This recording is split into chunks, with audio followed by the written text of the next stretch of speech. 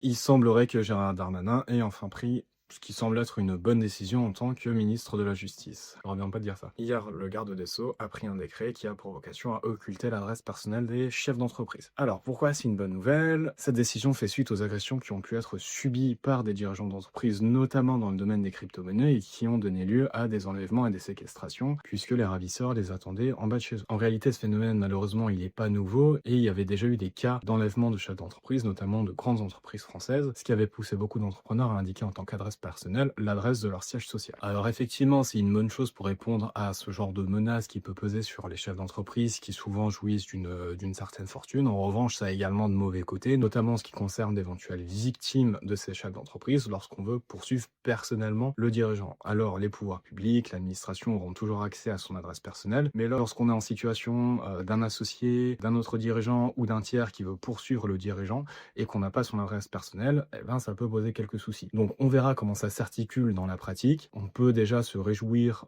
de cette protection supplémentaire qui est accordée aux dirigeants, réjouissance qu'on va tout de même modérer en fonction des conséquences que ça pourra avoir du point de vue du contentieux.